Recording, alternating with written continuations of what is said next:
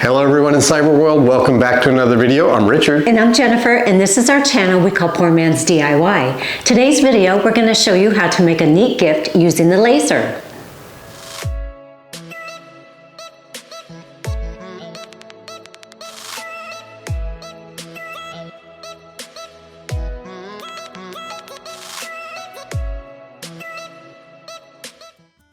For this project, we will use a site called snazzymaps.com.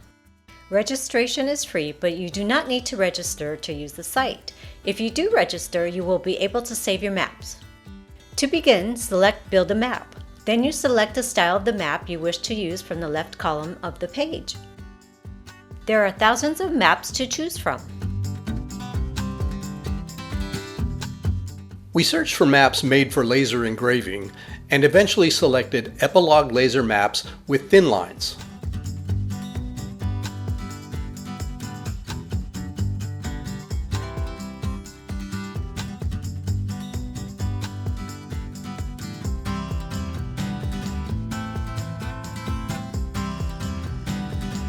Next, we use the drop-down menu to select the size.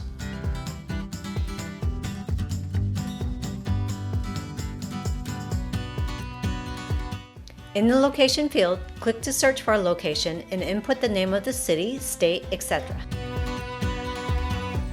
Lastly, zoom in or out to produce the map you want.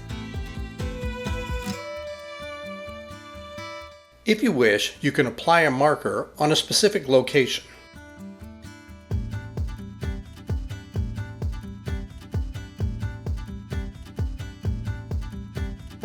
Once completed, you apply the changes. In this case, we already had the settings, so we cancel the changes that we showed you. The next step is to maximize the map to fill your screen. With the map maximized, press your print screen key and open the image with a photo editor. Using your photo editor, crop the image as you see fit, then save as a JPEG or PNG file.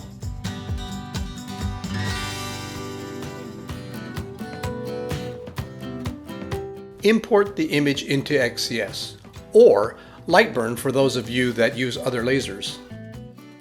Set your engraving settings as you normally do for your laser, and you're ready to go.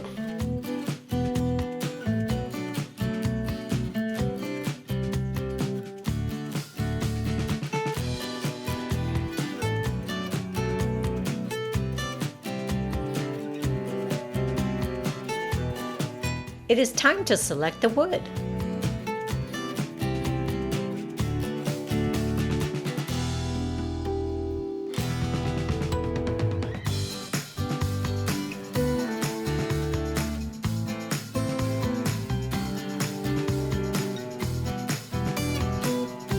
We add the wood and we are ready to start engraving.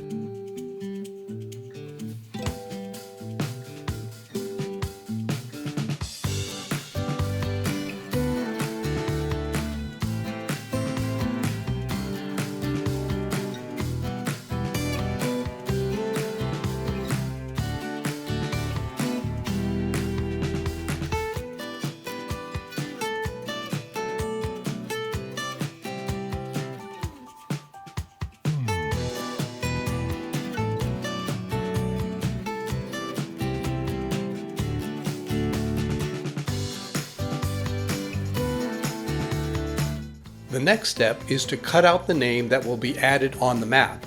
Use Lightburn or XCS and simply choose a font, type the text, and cut away.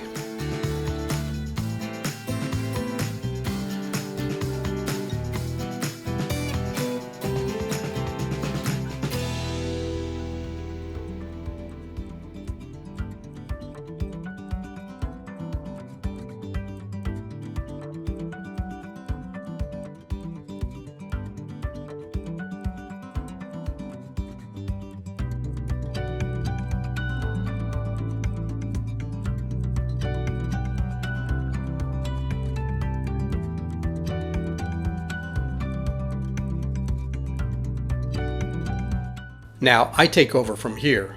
Here's a tip I've shown before, but I use it all the time when setting cutout pieces onto another piece of wood. I glued toothpicks on the bottom to raise the stencil. This allows letters to be dropped through and not allowing any excess glue to meld the stencil to the base.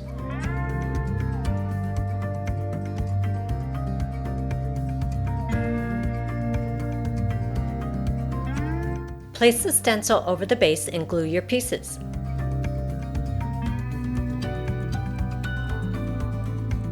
Excess glue will stick to the stencil and not the base.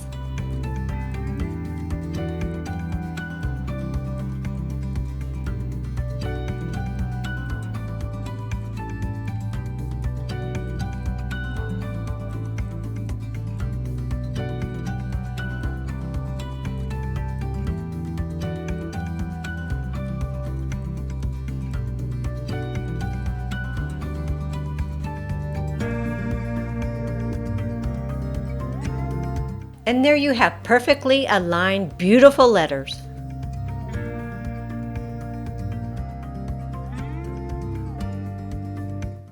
Lastly, we apply several coats of polyurethane, but you can use your favorite wood finish.